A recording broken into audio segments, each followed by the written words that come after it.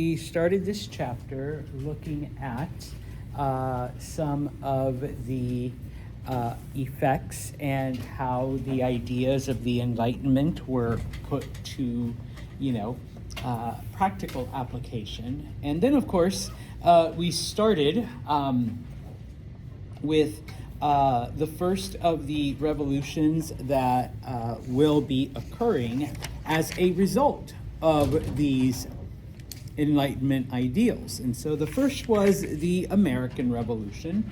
And as I said on Monday, we don't have a lot of time to get into, every specific thing. But, spoiler alert, the colonies win. They do, using the ideas of John Locke and a couple other philosophers, are able to establish themselves. And so now that they have beaten Britain, now that they have gained their independence, let me go back, okay? And so I don't know why they colored Canada in blue as well, but the part in blue, okay, in this case, as of 1783, the United States is recognized. And so now we have to shift gears from fighting a war to establishing a new country and a new government. And so now that the goal has been achieved, we see then many of the colonies returning back to their formal rivalries, because before the French and Indian War, the colonies really had not united for much of anything.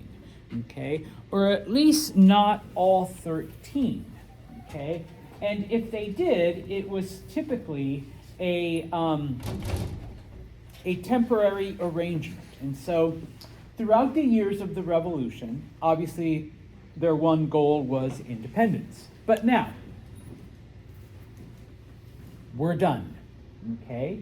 So number one, what kind of government are we looking at? And so people, believe it or not, debated all kinds of things, okay? There were some who, were like, well, other than what Britain was doing, hey, a monarchy seems like a pretty good idea. FYI, that was Alexander Hamilton. He actually wanted, he wanted a monarchy. He wanted George Washington to be King George the First, okay, and just continue on what they were doing before. So we have all kinds of different ideas and different proposals. But, okay, what ends up happening is the states, okay, continue with the type of association that they had during the actual war, which was, they were governed by a document known as the Articles of Confederation, okay? Now, yes, I do call that America 1.0 because, all right, that was our original government. It was basically a loose confederation of states. Each one of the 13 colonies treated each other and acted like an independent country. Okay, the federal, I'll use air quotes, the federal government had no real power. Okay, each state took care of its own thing. Okay, the only thing that the federal government did was handle foreign affairs. That was it. Okay. Everything else, economics, infrastructure, everything that happens on the day-to-day basis was handled by the state individually, and each state was autonomous. This included, for example, printing money. Okay, each state had its own currency. Okay, so traveling from one state to another, it was basically like going from one country to another. And for the longest time, okay, some people were basically afraid that the 13 states would devolve into 13 individual countries.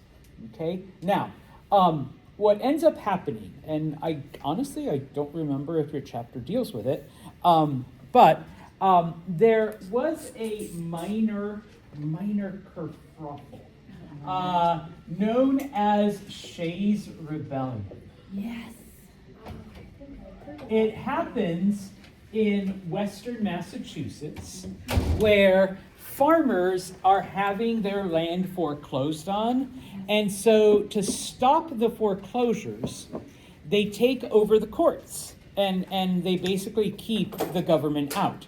Because typically when you get your home foreclosed on, it has to go through court, no foreclosure, all right? Totally makes sense, okay? Now,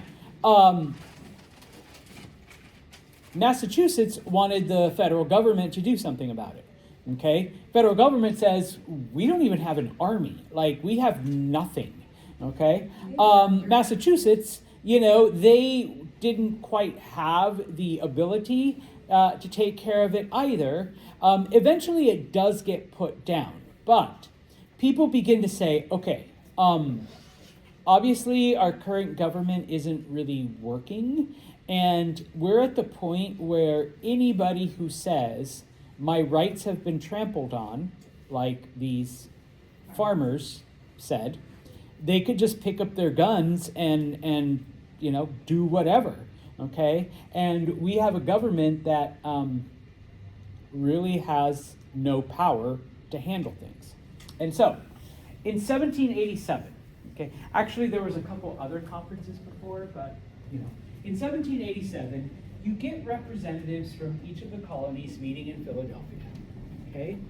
Originally, they met to figure out a way to give the federal government a little bit more power so they could handle things like Shays' Rebellion, okay? They quickly realized that the way the government was set up under the Articles of Confederation, that would be impossible. There's no way, okay? So, that was the original intent. They did not show up in Philadelphia and said, hey, let's just create this new government, okay? They just wanted to give the existing government more power, okay? But like I said, they almost immediately realized that the way it was set up, it wasn't going to work, all right? So they got rid of everything and started from scratch, okay? Now, once again, I could spend like 3 weeks going over each aspect of what they do, okay? But suffice it to say is that they took a huge part of their, I guess, inspiration, for lack of a better term, was from the old Roman Republic, okay? Justinian laws? Huh? Like Justinian laws? No, more the structure, okay? So,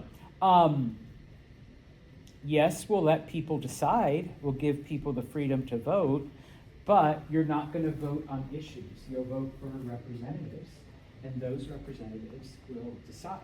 And hopefully, we pick good ones, number one. Number two, the Roman Republic was made up of a Senate that had the real control, and it was called the Assembly, where the common people sent their representatives. Of course, we gotta, once again, all good plagiarists, you gotta change the terms just a little bit, all right? House of Representatives, okay? And in this case also, because some people, some of the states had more power than others, and so there were different proposals like, hey, everyone gets one vote. Everybody gets 2 votes. No, we should do it according to population. So the more people you have, the more votes you get. The fewer people you have, you get fewer votes. Okay? So they come up with this system. They come up with these rules. They come up with, this entire structure. And contrary to what some history teachers or some, Fox News correspondents may want you to believe, it was controversial, okay? Because what do you mean you're giving power to people? What do you mean the federal government is going to do all of this? Oh, and by the way, Remember that in order for a government to work, in order for a government to be able to do stuff, they need money. And what's the quickest, easiest way for a government to make money? Taxes. Taxes.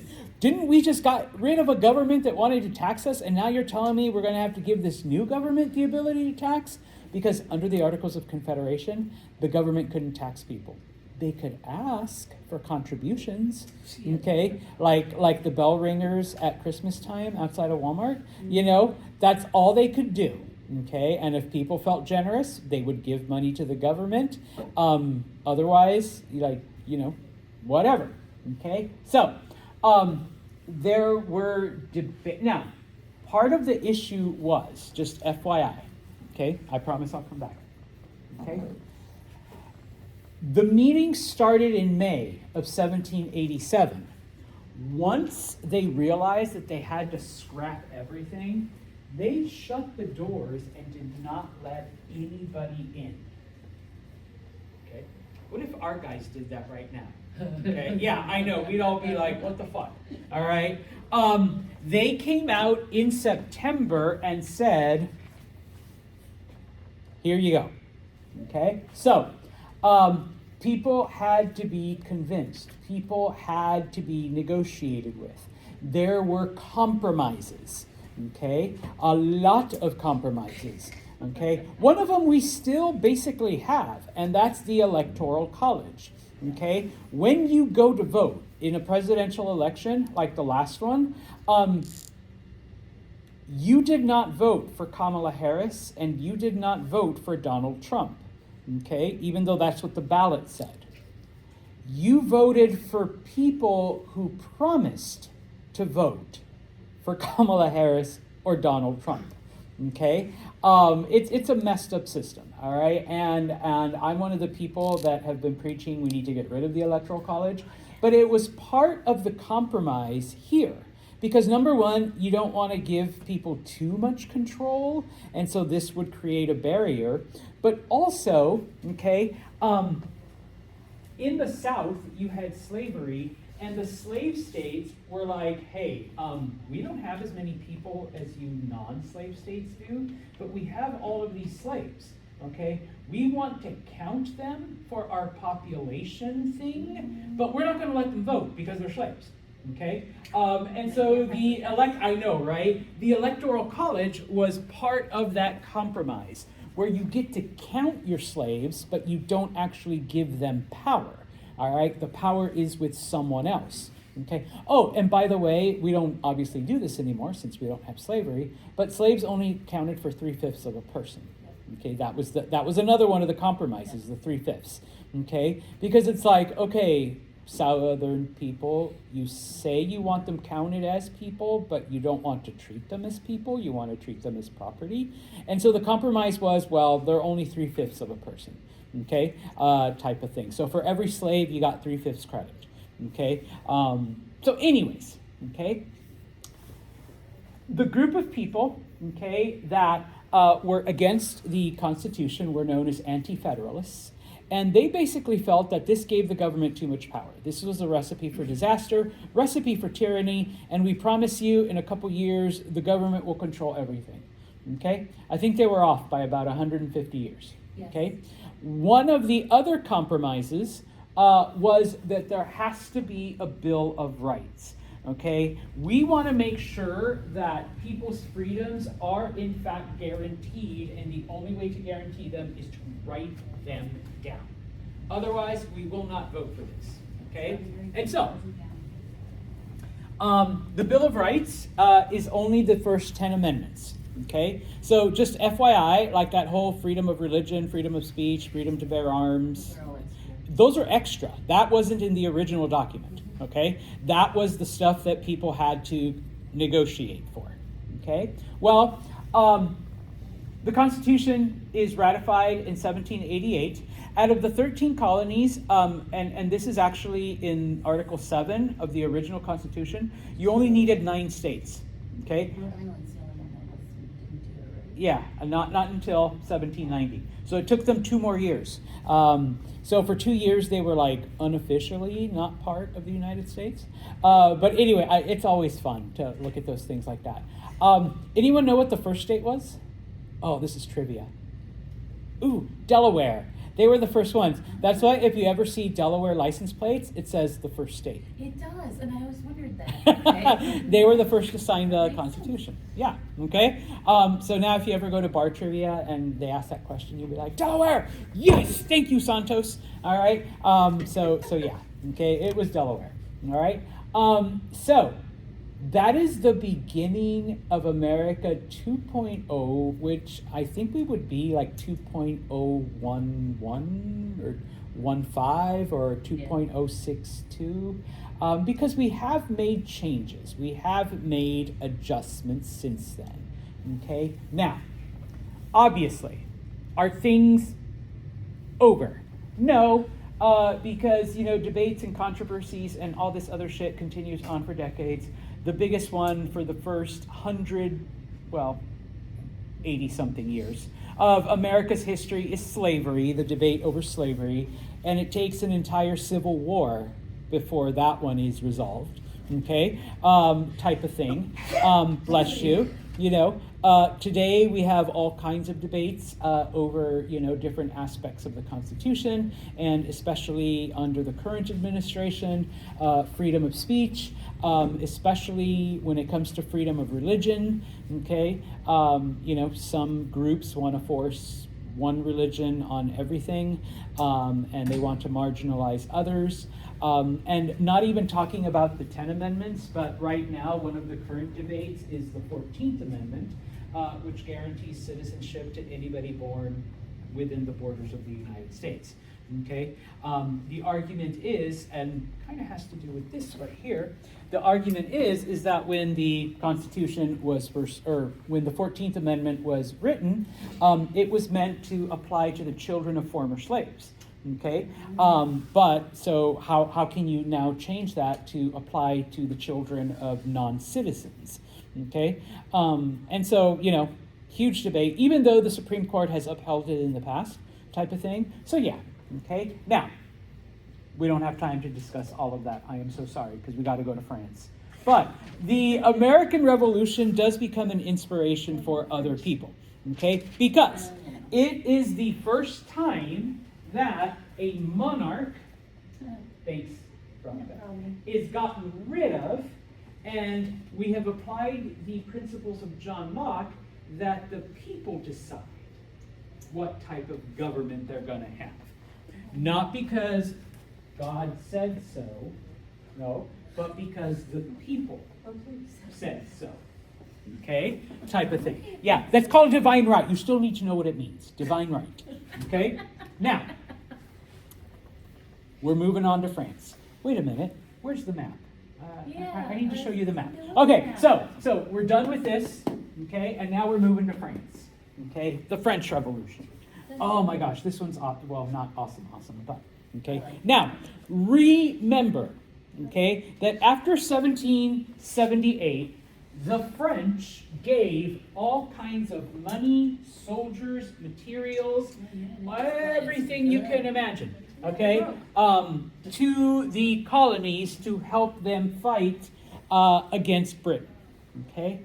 Louis XVI was the king. He literally practically bankrupted France to make sure that the Americans were able to defeat Britain, okay? Now, just so you're aware, the British/English and the French have hated each other since the Middle Ages, and it isn't until World War I that they actually cooperate. So it's only been like 100 years that they've been friendly towards each other. So 100 versus like 1,000, like they've hated each other longer than they've liked each other. Okay, now the government is practically bankrupt. Once again, what is the quickest, easiest, simplest way for a government to raise money? Taxes. Yes. Okay, and so Louis says we're gonna impose taxes, but you have to understand French society at this time. Okay? Now, I do have it kind of written here, but I'm going to just do one of these. Okay? And I need to get rid of the Senate and the House. Okay? But when it came to economics, French society was divided into what we call the three estates. Okay? Now, within the first estate was the church. So at the time, France was Catholic. And while there were small spatterings of Protestantism, it was the Catholic Church that controlled everything. If you were Protestant, in French, Huguenot, you really didn't count. Okay? Number two, the nobility. They were the second estate. Remember, the nobles are royalty. They're, related to the king, but not in the direct line. Okay? The thing is, though, that for the past 250 years, okay, remember the nobility just fooled around, played around. You have my official shoe getter and the official handkerchief picker outer, and thanks Mackenzie, the official jacket, purveyor, and the hand washer. All right, and those were the jobs. Okay. There was a job called a royal butt wiper. Yes. The third estate was everyone else. Okay. So you can imagine this had the most people. Okay. The church one had the fewest. Okay, because you're just talking about, and you're not talking about like your average parish priest. This is like just like the bishops and the cardinals, and that's it. Okay. Guess who paid all the taxes? Everyone else. These people. That last. Okay. And so the thing that the king actually wanted to do, so you can't blame Louis that much. I mean, you can, is that he actually wanted to start taxing the church and the nobility. Okay? He wanted to raise taxes on the elite. Okay? So what ends up happening is that, and it's known as the Estate General, the three estates meet. Okay? Now, the thing is they only get one representative, one vote. And so the king says, all right, guys, I want to change the rule so that everybody pays taxes, not just everyone else. Okay? And of course, the church says, no. The nobles say, no. Third estate says, yes. Okay? Well, guess what? You're outvoted 2-1. All right? Yep. So no taxes. Estates, you get to pay everything. Okay? And we will continue to not pay nothing. All right? And so the king basically says, all right, well, then we still need money. So I'm still going to raise taxes. And because I can't raise taxes on the Catholic Church or on the nobility, average people, guess what? Your taxes just tripled. Okay? Now, obviously, because we all love paying taxes, right? I know as soon as they raise them here, we are gonna like start going, yay! Here, I'm gonna write a personal check to Donald Trump.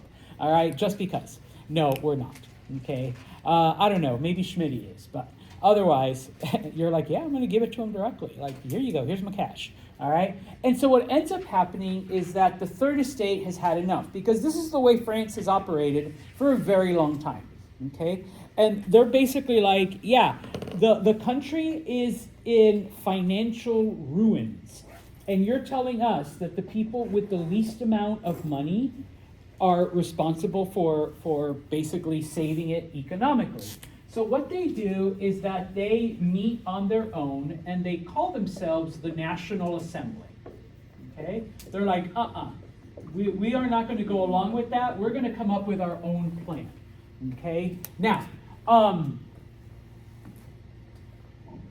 the people get freaked out, okay, because this has never happened before, and the third estate, the average people are pretty upset, okay, And so what ends up happening, okay, is that people in Paris, what they do is they storm the Bastille, which was a prison where political prisoners were held. Originally, they were going to release these political prisoners in the hope that the National Assembly would like stop what they're doing and just go along with what the king wanted. Okay, guess what? We're going to release all the people that we've arrested, and maybe that'll make you happy, okay? And maybe under normal circumstances it would have, but remember, the country is on the brink of financial collapse, and we're asking the poor people to basically pony up everything, okay? Here's the irony. This is why I love the French Revolution. There were actually no prisoners in the Bastille, okay, at the time. And so what they end up doing is the warden, the person in charge, there was a few guards, but it was the warden. They take him, they cut off his head, and then they parade it through Paris on a pike, being like, this is what we did, death to everyone, death to the power, fight the power, I don't know, whatever you kids say nowadays. Down with whatever, okay? Now, of course, just like with any kind of thing like this, the rumors spread. And so out in the countryside, okay, it's like, the people in Paris, they've completely overthrown the government, they've destroyed things, they've, killed all of the elite and put their heads on spikes, and they're parading through Paris and burning shit down. No, it was one person. Okay, and actually they do tear down the Bastille. If you go to Paris and want to go see the Bastille, it's not there anymore. Okay, because they literally tore it down brick by brick. Okay, and then like burned stuff. I know, that's kind of nice. All right, and so what ends up happening in the countryside is that the poor people out in the boonies are like, hey, let's do what our Parisian brothers have done and rise up against the authorities. And of course, what they do is they destroy the tax records because, no records, you can't make us pay taxes, all right? So type of thing. Similar to Shays' Rebellion, hey, no courthouses, you can't foreclose on our homes, all right? No tax records, you can't make us pay more taxes, okay? So they do end up destroying shit, okay? Now, the king does nothing. And eventually, members of the National Assembly, because he is an idiot. Well, number one, he could send out the army and destroy them. But he was kind of simple-minded. He was the one who was obsessed with clocks and things like that. Today I guess we would say he was on the spectrum type of thing. But then once again, this is the argument against divine right. Okay, is this really who God chose to lead, type of thing? And so what ends up happening is the National Assembly, because, part of it is justified. They do cut off someone's head. They do destroy tax records. They do burn shit down. Okay, but a lot of it was, rumor and supposition and whatever. So they scare the other two estates into kind of going along with them, okay, into doing nothing. Bless you, bless you, bless you. The king does nothing, and they do remove him from power. They do arrest him, okay, bless you. And basically what they do is they say, you know what, you're gone, okay, you cease to exist, okay, you no longer have any privilege, and we're going to go with what that English dude said and what the Americans say, everybody's created equal, okay, except once again, they do change the words a little. Liberty, equality, fraternity. Okay? Liberté, égalité, fraternité. Yes. All right. If you know any French, you know that. Okay? And so, they don't get their Declaration of Independence. They get the Declaration of the Rights of Man and of the Citizen. Okay? Unlike taking the ideas of John Locke, life, liberty, pursuit of happiness. Unlike the Americans who basically listed everything that King George did wrong, and that now they are going to create a new government, all right? They do say all of this, but in a much more violent and radical and threatening way, okay? Yes, all men have liberty and rights under the law. All men are created equal, okay? Yes, sovereignty rests with the nation, in this case, consent of the governed, okay? It's the people who decide, okay, not the king, all right? We will decide if we will allow the king, okay, to do whatever. Now,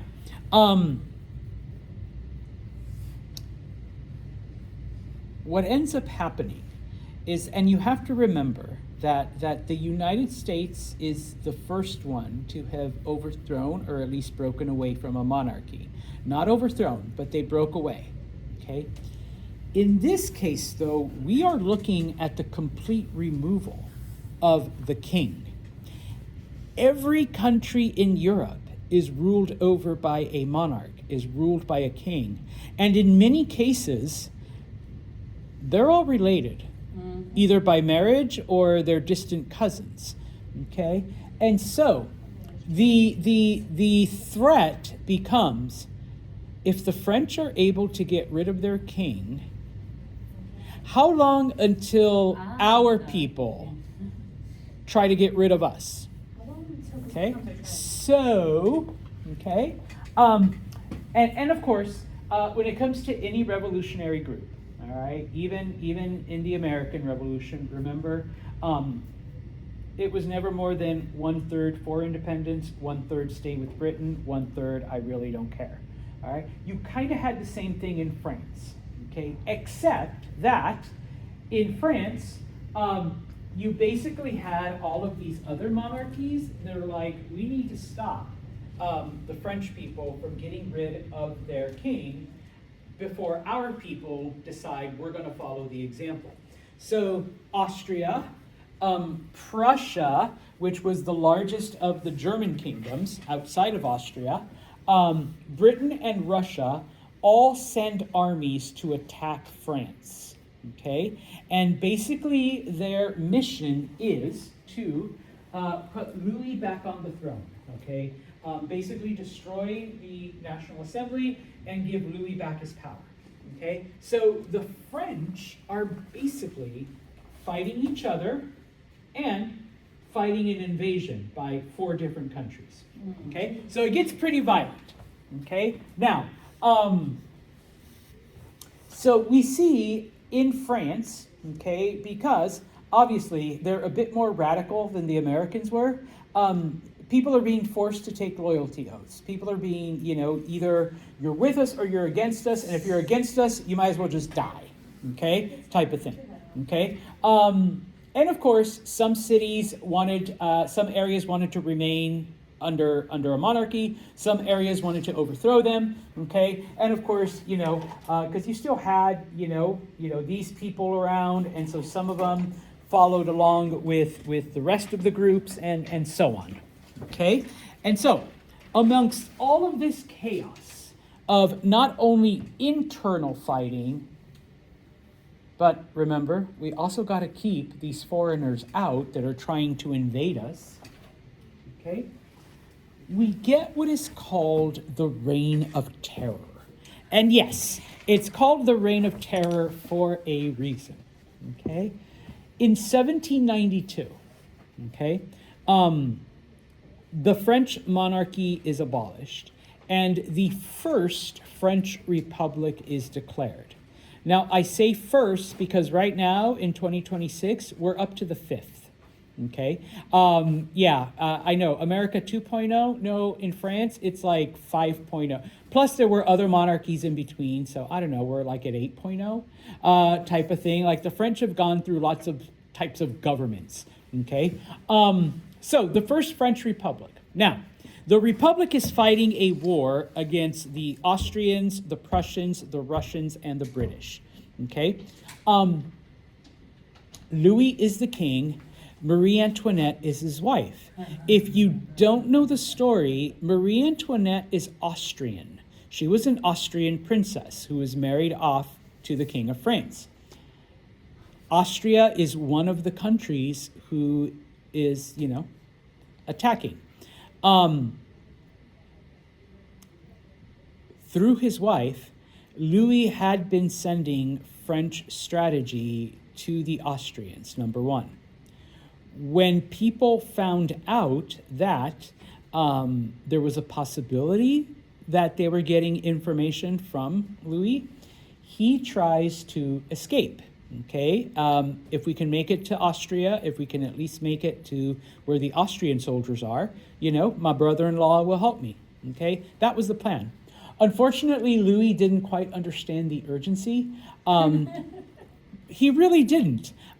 He was a king. He demanded to be taken as a king. And so, when you're escaping, you take whatever shit you can fit into your backpack and go. No. He needed his dishes. He needed his bed. He needed his feather pillows. He needed his proper clothing. So you've got this escape train, basically. Yeah. And then, of course, after the first night, he demands to sleep in somewhere nice. No, we're not sleeping on the run. I'm not sleeping in the woods. I'm not sleeping under a tree. I demand a proper bed and so they stop at a lodging, and the innkeeper basically tells on them, so that by the morning the French troops are there. They arrest him, and yeah, he's put on trial. His head is cut off, and then later Marie Antoinette's head is cut off. Okay, via guillotine. All right. I know that is quite literally, and I know you're going to think I'm disgusting. Probably the best way to execute someone. All right. Just FYI, 1977 was the last time that the French executed someone via guillotine before they went all no more death penalty thing. All right. And so that was it. Okay. Now. Okay. If our king was a traitor, who's to say that anyone else could also betray us? So nobody was above suspicion. So what ends up happening is we see the formation of the Committee for Public Safety.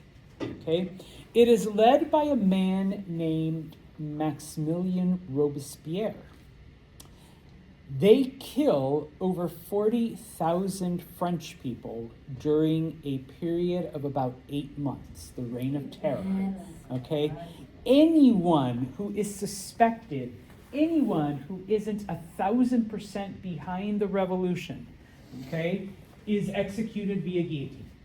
Okay? No defense, no anything. All right? Now, there were stories that the streets of Paris were red with blood, that there's stains that they could never get out. Okay? Now, in the meantime, remember we've got those 4 countries invading? Somehow, some way, the French army is able to actually beat those countries back. Most of it because of the work of a little-known Corsican man who had moved to France named Napoleon Bonaparte. He is put in charge of the French army, but we'll get to him in a minute, all right? And so, okay, by 1794, so 2 years later, okay, Austria, Prussia, Russia, and Britain are beaten. They're pushed back out of France. Any and all dissent, any and all questioning, any and all rebellion is put down, okay? In the end, Robespierre has his head cut off. Because once they've eliminated everyone, people look at him and say, why were you so anxious to kill so many people? What are you hiding?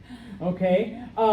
And so he becomes the last victim of the Reign of Terror. I know, it's kind of funny, that basically anyone he suspected of being a traitor was killed.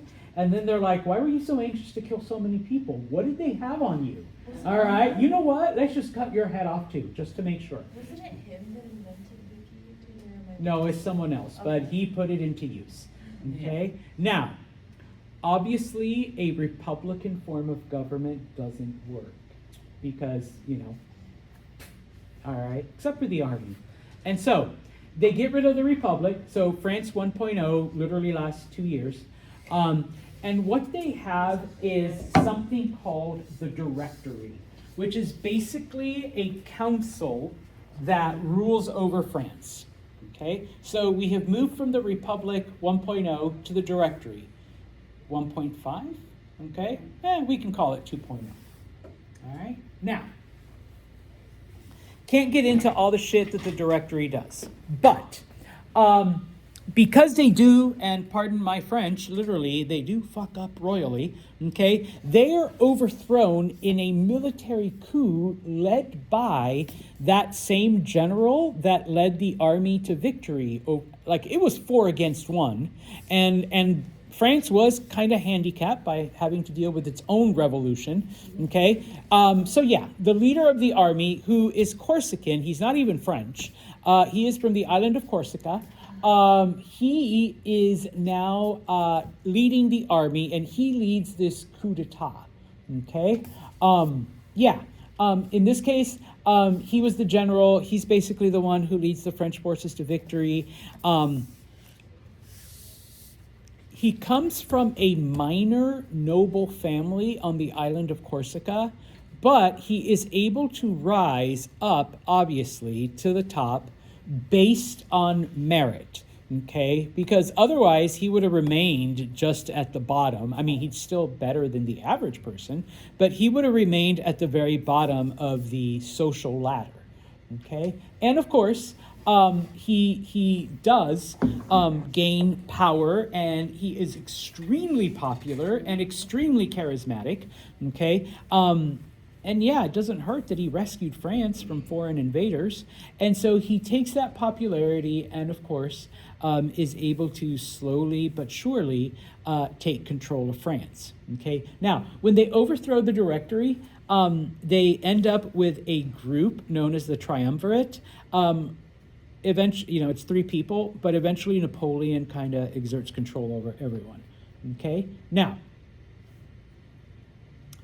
the irony, of course, is that many of the reforms that were put in place that got rid of the king and got rid of the old system, Napoleon does away with, because he says, that's how we got taken over. That's how, the Directory fucked up. That's how we almost were invaded by these foreign powers. So, now, of course, there were things that, the revolution did correctly, but let's kind of, put those aside, number one. Number two, the French Revolution was atheist in nature. And under the Directory, they actually got rid, they dispossessed the Catholic Church of all of their property. Okay, so they were basically eliminated. They even instituted a calendar that it was a psycho calendar that was different from everyone else and all this other stuff. And so Napoleon says, okay, maybe we took that just a little too far. Okay, because. Okay, okay, so maybe we don't have to agree with the Catholic Church on everything, but there is a certain advantage to using religious ideas to control the population, and in order to have some legitimacy, we need the backing of the Pope. Okay, not that I believe Pope Schmitty, not that I like Pope Schmitty, not that I'm gonna worship or whatever, but do need them. And under the right control, we can use the Catholic Church to control the people. Okay? So he does come to an agreement and understanding with the Pope. Okay? Now, Napoleon is in fact, an egomaniac, but he is quite literally one of the greatest generals in history. He had a very keen military mind. He was a master strategist. Okay, he could back it up. Okay, now, eventually, because of this ego, he does declare himself Emperor of the French in 1799. Okay, and so all of the ideas of the French Revolution, this whole thing about, liberté, égalité, fraternité, yeah, no, let's get rid of that shit, okay? I'm on top, and that's all that matters, okay? Now, the thing is, though, Napoleon actually does stuff other than conquest that actually does advance France and make people's lives better.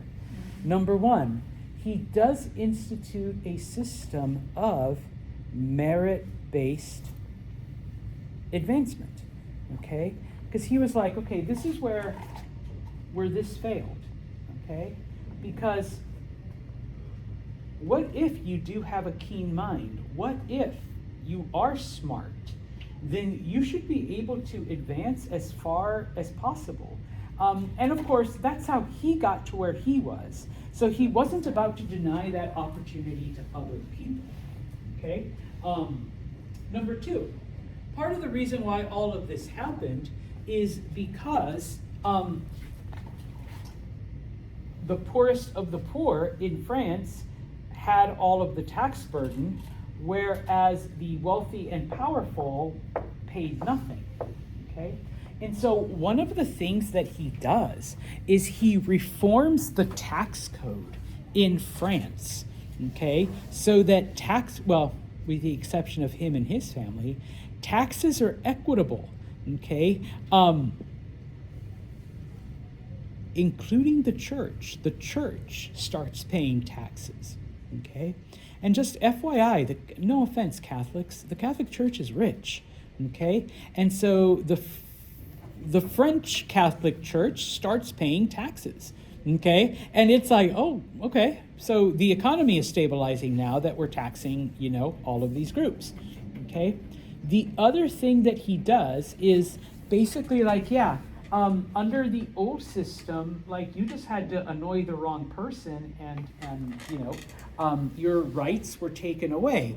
And it's not to say that Napoleon doesn't act that way, but what he institutes is, it's called the Napoleonic Code, which is a system of laws and a system of justice that is so revolutionary when it comes to protecting individual rights.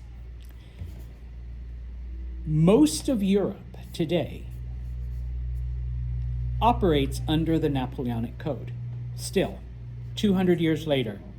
Most of Latin America, their laws are based on the Napoleonic Code, okay? Now, here in the United States, our heritage is English common law, all right? But pretty much this reform that Napoleon does to legal systems stays, and it's still part of the legal tradition of many, many, many countries. He makes education free. I know I didn't write it up there, so I'm going to give you some other stuff. He makes education free for everyone, including university education. Okay, because once again, he believes in merit-based advancement, and how are you going to be able to advance if you don't have the education you need to really fulfill your potential? Okay, so he makes education free for people. All right, so he does all this other stuff besides just like, okay, so he does have an ego. He does see himself as like the greatest gift to everything, and he does want to conquer the world. All right, so you take the good with the bad, okay, type of thing. All right, and so yes, he does launch a war of conquest throughout all of Europe. We enter a period of about 14 years that are known as the Napoleonic Wars. Okay, and yeah, Napoleon's an awesome general. He is successful. He basically brings all of Europe under his control, with the exception of Britain. Britain is the only place that he is unable to conquer, all right? He either physically conquers a country or he smashes their army and then forces them to basically become tributaries to him. So even if he isn't there ruling directly, okay? Now, in some places, like he conquers Spain and Portugal, and he gives that to his brother, Joseph. All right, so Joseph Bonaparte becomes the king of Spain and Portugal. And I'm like, dude, what a great brother. Conquers a place, lets you be the king. Okay, one of his cousins becomes king of Italy. And then eventually, when his son is born, he gives it to his son. Okay, like type of thing. So he does conquer pretty much most of Europe. Okay, and so the parts that are directly parts of France are the green. Okay, the parts that he conquers that are under French control are the purple, and the blue, the Austrians and the Prussians, are basically forced to become Napoleon's allies, his friends. Okay, so yeah, he basically controls all of continental Europe. But then he makes one of history's biggest fuck-ups. Okay, well, two of them. Okay, number one. Okay, when he conquers Spain, he's actually very, very cruel in the way that he goes about subduing the Spanish. Okay, and so the Spanish and the Portuguese, because they have been defeated, and because the French are basically, assholes to them, they launch a guerrilla campaign. Okay, so it becomes, like hit and run, what today we would call terrorist, activities. All right. Of course, once this happens, the British send soldiers, and we get some of the earliest examples of guerrilla warfare, like sneak attacks and things like that, so that the French never know what is going on. Okay, now. Other groups that don't like Napoleon, like certain German groups and certain Italian groups, when they see Napoleon having to, deal with the Spanish and the Portuguese and the British help, all right, they begin similar campaigns. Now, amongst the Germans and the Italians, it becomes more of a nationalistic thing, where different Italian groups get together and say, we're Italian. Why are we letting a French guy rule over us? And he's not even really French, he's Corsican, all right? And the Germans do the same thing. We're Germans. Why are we letting some wannabe French dude rule over us? Okay?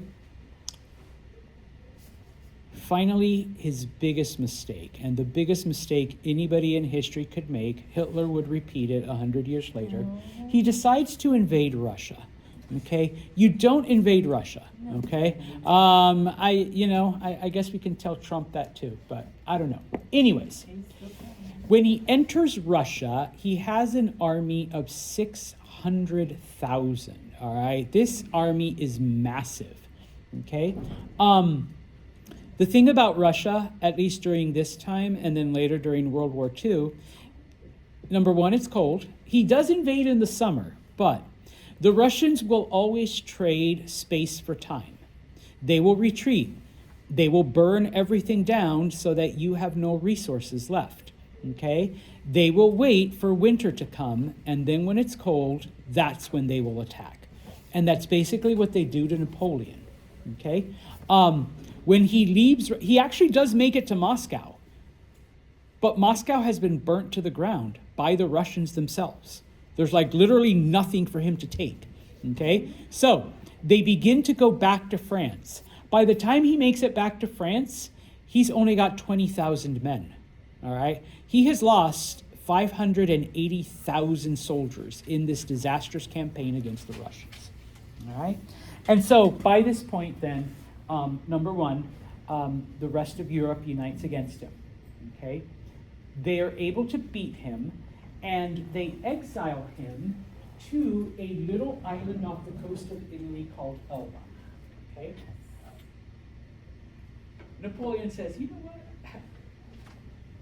I ain't doing this shit. He escapes Elba, makes it to France. The French government sends the army after him to arrest him. Instead of arresting him, the soldiers turn around and, yell, "Vive le Napoleon!" They follow Napoleon back into battle. It's called the 100 Days, because that's how long Napoleon is able to hold out, for 100 days. He is eventually defeated at the Battle of Waterloo by the British. Waterloo is in modern-day Belgium. This time they learned their lesson.